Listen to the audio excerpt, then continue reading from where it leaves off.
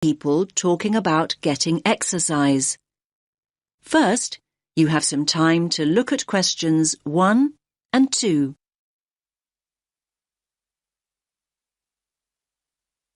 Listen carefully to the first part of the conversation and answer questions 1 and 2. Hey, Janos, have you seen this notice here? What's that? Join our mole walking program, Get Fit, for free. Now, I like the sound of that. I can't afford to keep up my gym membership this term. It's too expensive. I know what you mean. But what exactly is mole walking? Sounds a bit boring to me. Hold on. OK, it may sound boring, but it might be a great opportunity to take exercise. Think about it. A climate-controlled environment where you can take exercise without having to worry about the wind or the rain. Wind and rain? Have you actually looked at the weather outside? It's snow and ice out there. I only came into the mall to keep warm. Well, it is winter and we are in Canada after all. So just think, by mall walking we can exercise indoors instead of outdoors. Great. And another thing, we won't have to worry about the traffic. Just think, no busy roads to cross and no rush hours to think about. Come on, it's worth a try. You're still not exactly selling it to me. Imagine walking past the same stores and they're not even open. So what's the point of that? Oh, come on, Janos. Just think about it as an opportunity to window shop and keep an eye out for bargains. And what about all the amazing decorations and displays we can take a look at? I think it sounds like fun. Did you say fun? Walking on a hard surface like concrete. Give me grass any day. Much more comfortable on the feet. And there's another thing. In a mall, you're always close to restrooms. And water, come to that. What could be better than that? I think I know the answer to that one. Exercising in a gym is a whole lot better. Well, anyway, we can get more details at the information kiosk. So, do you want to come with me or not? I'll give it a miss. I'm off to the gym to make the most of my membership before it runs out. Now you have some time to look at questions 3 to 7.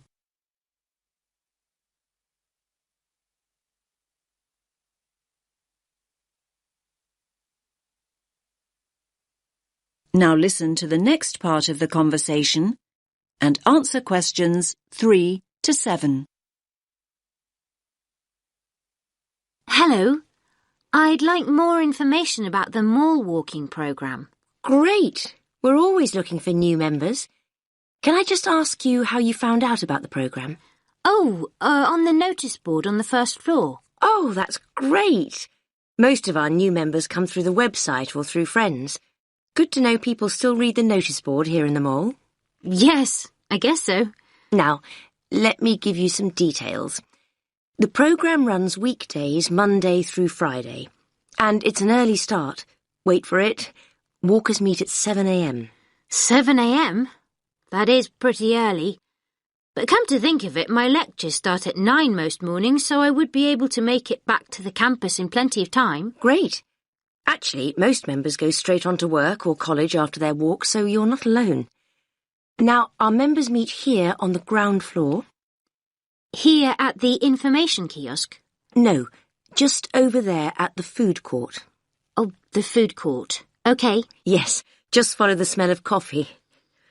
Normally about 10 to 15 people show up for each walk, but numbers can vary. So, up to 15 in a group. That's an ideal number. Glad it's not 50. And how long do the walks last? You can expect to walk for 1 hour, but some groups do less, half an hour or so, and a few groups even do up to an hour and a half, so it's best to check when you arrive. Which day were you thinking of starting?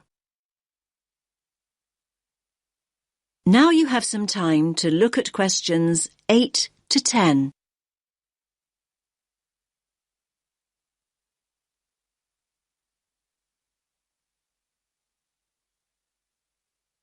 Now listen to the rest of the conversation and answer questions 8 to 10.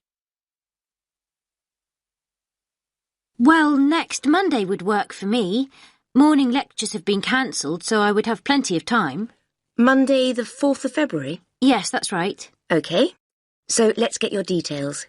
Can you give me your full name? Anya Karczewskaya. Can you spell your surname, please? Yes.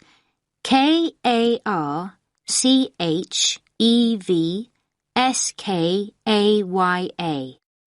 And your address? Apartment 12, 2 Burlington Street. And a contact telephone number? 0757 634 5003. I'll just read that back.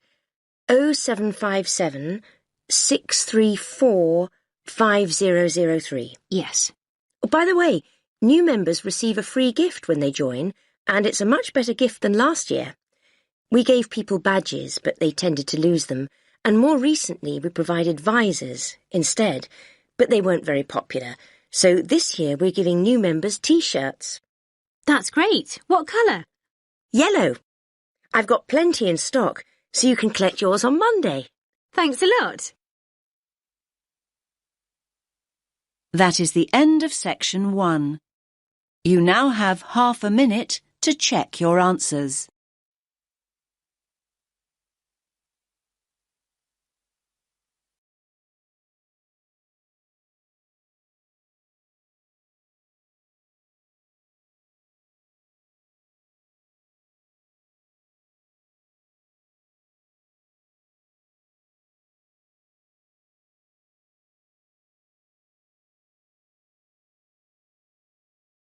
Now turn to Section 2. Section 2. You will hear part of a talk about an Australian wild zoo given by a tour guide. First, you have some time to look at questions 11 to 15.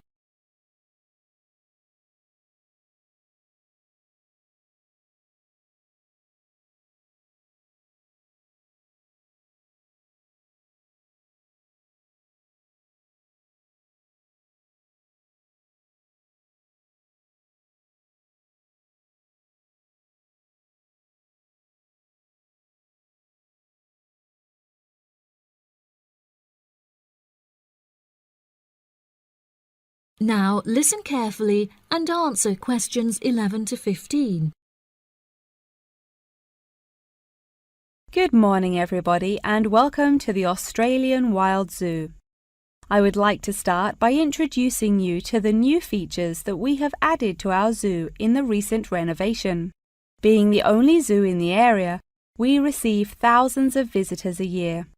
We found that this huge footfall was too demanding for the facilities that we were able to provide, and so we decided to expand ourselves in order to give every visitor a brilliant and exciting experience. We initially intended to build a new dog walking area. However, we felt that the zoo should cater only to exotic animals. During our previous renovation, we expanded the exhibition centre, and so we felt that this time the zoo would benefit most from introducing a new batch of animals, so visitors can now see a whole range of new additions at the Australian Wild Zoo, including lions and bears. With this huge improvement to our facilities, we also found it necessary to change our regulations, which we put into action in June. We now allow visitors access to the zoo during weekdays, and as some of our newly added animals are nocturnal, guests may also now visit the animals late at night. Unfortunately, some visitors had started feeding the animals during these late-night viewing times, which disrupted their feeding pattern, and as a result, we had to ban food in the viewing areas. One of our most exciting additions to the zoo is our native kangaroo, who we have named Frisbee. For a fee of just $5, visitors can have their photo taken with him and have it printed onto a selection of items such as keyrings and mugs. At first, visitors were also allowed to feed Frisbee items that we provided, such as carrots and leaves. However, some guests started feeding him hamburgers and chips, so we were forced to forbid visitors from feeding him. As kangaroos are such calm animals, Frisbee isn't disturbed by the noises and shouting of visitors at the zoo, which has helped him to settle in at his new home very quickly. The Pie Dog Zone has been permanently closed throughout the winter period to allow the dogs to hibernate as they would in their natural habitat. We were very excited to be reopening the zone. However, unfortunately, we have been forced to close it temporarily as the result of a broken fence, which will take about 1 week to fix. We were intending to renovate the zone with the other construction that we were undertaking, but unfortunately we did not have sufficient funds. We understand that this temporary closure may disappoint our visitors, and so we have decided to offer a discounted price on our tickets for the next week. If you ask at the reception desk, they will happily direct you to the photo shop where you can purchase the ticket. The ticket will also entitle you to a 10% discount off any item in our gift shop, where we sell a range of items including postcards and fluffy toys. Before you hear the rest of the talk, you have some time to look at questions 16 to 20.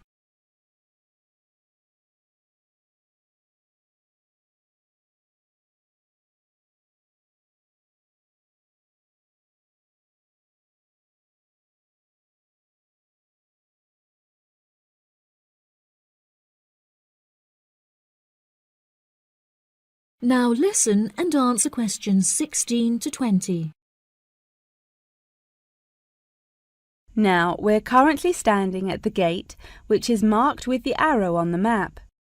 Now, if any of you need to visit the toilets before we get started, they're right here to our left. Out to the east, just across the grass, there is the bird hide, where we have over 100 species of birds for you to watch. We even have an interactive zone where you can feed them with seed and take photographs with our parrots. What a great souvenir to remember your trip! And up the path to the north, if you look in front of you now, there is the Pie Dog Zone. Although it is closed, if any of the dogs are playing outside, you will be able to see them through the fence. And then let's pass by the refuge. This area is a sheltered part for Brolga watchers who can use it to spy through binoculars.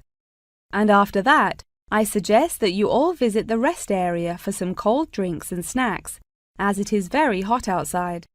It is just at the northwest corner of the zoo. After that, you could cut across the path to the large rectangular hut, where you will be able to see our new edition of fierce lions. The mother has just had cubs, so it is really quite a rare thing to see. And around to the west, for those of you who want to visit Frisbee, our native kangaroo, he is in the circular-shaped hut just up the path to the left. Don't forget to have your photo taken with him. Now, as I mentioned before, you can purchase your discounted tickets at the photo shop, and this is also where you will come to collect any photos you have had taken at the zoo during your visit. The photo shop is located at the southwest corner of the zoo. Okay, ladies and gentlemen, enjoy your visit. That is the end of section 2. You now have half a minute to check your answers.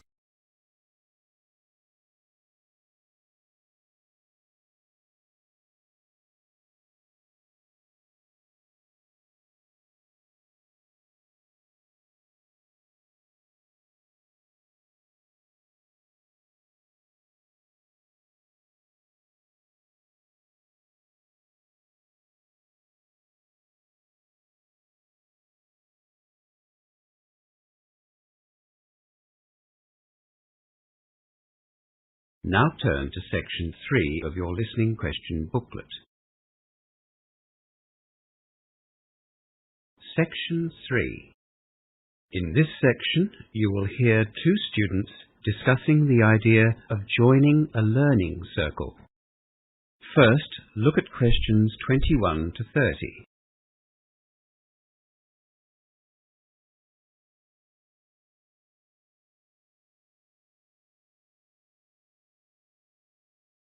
Now listen to the discussion and answer questions 21 to 30.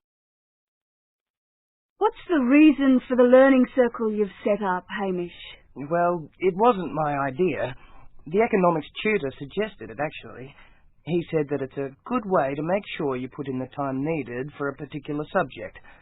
But for me, well, I thought that studying in a group like that would give me some incentive to study. I really need a reason to learn, you know, motivation, especially in economics. Well, I guess study groups can give you discipline and motivation. They're both useful, but my biggest problem is that I'm finding economics quite difficult. I think I need extra help just to understand the material. A learning circle could help. I was thinking of even getting a private tutor. Private tutors can be expensive. You're welcome to join us, and it won't cost you anything. Every week, we're going to begin the session with problems and questions from material that we've been given in the lecture. We want the learning circle to be practical and worthwhile, so that we all help each other to do well. Do you think the others in the group would mind if I joined as well? Of course not. There are only 5 of us, and you know us all. Well, I've been researching some past exam papers, so I'd be happy to contribute those to the circle if I join. One of the others suggested doing that too. He thought that we should try and identify any trends or common questions that were included in the past papers, and that way we could prepare a little better for the final exam. Yeah, that's what I was thinking. In fact, I've already started looking at last year's exams. Great. We're also going to hold mock tutorials, so we can practice our presentations on a smaller group before we have to do the real thing. I am so worried about that. I'm dreading that first presentation. I've never done any kind of public speaking before. Well, you're not alone. I think we're all pretty nervous about it, but we're hoping that the mocks will give us all a bit of confidence for the real tutorial. We don't want the group to be competitive, just collaborative. You know, working together and helping each other. It sounds like you've really thought the learning circle idea through. You seem well planned. It's just that when we all met last week to discuss the idea, we all had a list of objectives. You know, what we wanted to get out of a learning circle. That made the planning quite easy. Look, why don't you come next week to our first circle, and you can see if it's what you're looking for. If not, well, you won't have lost anything, and you can always organise a tutor for yourself afterwards. Yeah, I think I will. When and where are you going to meet? Our inaugural meeting of the circle is on Thursday evening, from 6 to 8 in Ryan Hall. Okay, I'll be there. We plan to talk about any material that we've had trouble with from the lecture first, and then we thought we'd talk about our individual learning styles. Even though we all know each other as friends, we thought that because it'll be our first time together as a study group, it might be useful. I'm not exactly sure what my learning style is. Give it some thought during the week and try to notice how you study. Some people summarize everything or rewrite lecture notes every week. Others like to highlight the important points or group similar bits of information together. People like me, well, I have to read material at least 3 times before I can really comprehend it. Really? I'm a writer, I guess. I have to write everything down or I forget it straight away. I use the computer a lot. See? You do know how you learn. You just had to think about it. I'll bring the exam papers and the research that I've started. We probably won't have time to look through them at our first meeting. I'll bring them anyway, just in case. I think this learning circle idea is going to be a great success. That is the end of section 3. You now have half a minute to check your answers.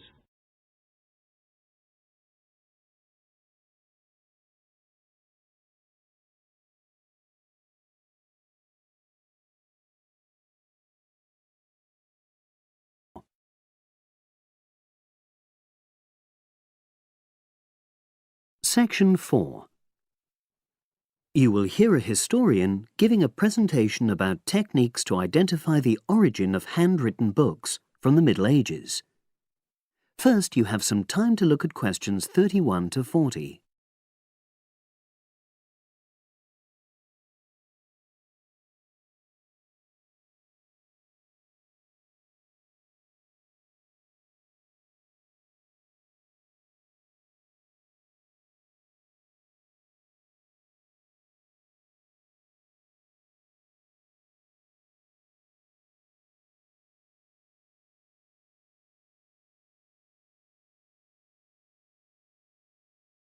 Now listen and answer questions 31 to 40. My presentation today is on how the science of genetics is being used to shed light on the origin of manuscripts, anything written by hand, produced in the medieval period, that is, the period between the 5th and 15th centuries AD. As many of you know, thousands of medieval handwritten books still exist today. Some of them have a clear provenance, that is, we know exactly where and when they were written. But the origin of many manuscripts has been a complete mystery, that is, until 2009, when geneticists started using DNA testing to shed light on their origins. But before looking at the new research, I need to explain something about the way the manuscripts were produced, particularly what they were written on. Virtually all were written on treated animal skins, and there were essentially two types. The first was parchment, which is made of sheepskin. It has the quality of being very white, but also being thin. It has a naturally greasy surface, which meant it was hard to erase writing from it. This made it much sought after for court documents in medieval times. The second type is vellum, which is calfskin. This was most often used for any very high-status documents because it provided the best writing surface, so scribes could achieve lettering of high quality. So, once the animal hides had been chosen, they had to be prepared. Where the right materials were on hand, the skins were put into large barrels or vats of lime, where they were agitated or stirred frequently. But if lime wasn't available, then the hides were buried. Both these techniques were designed to cause the hair to slough off and the skins to become gelatinous and therefore more flexible. The next stage was to put the hides on stretcher frames and pull them very tight. While on the frame, they were scraped with a moon-shaped knife in order to create a uniform thickness. For parchment, that was the end of the process. But for vellum, there was an additional stage, where it was bleached in order to achieve the desired color.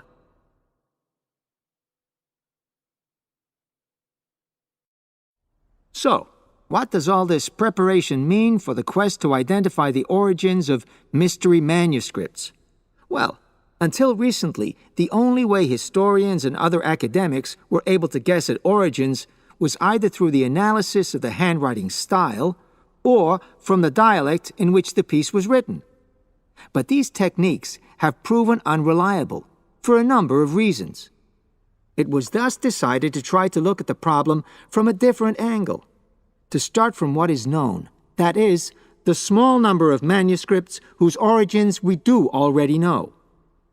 Because these parchments and vellum are both made from animal hides, it was possible to subject them to DNA testing and to identify the genetic markers for the date and location of production.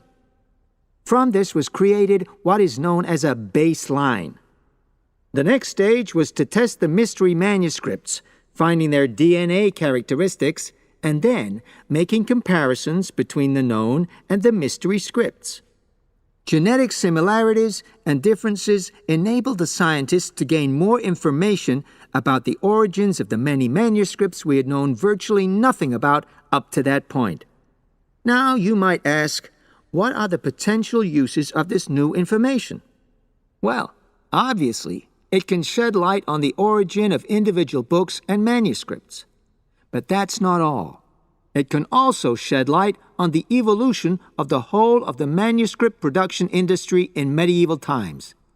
And because that was such a thriving business, involving very large-scale movements right across the globe, the new data in turn help historians establish which trade routes were in operation during the whole millennium. Now, if anyone has any questions... That is the end of section 4. You now have half a minute to check your answers.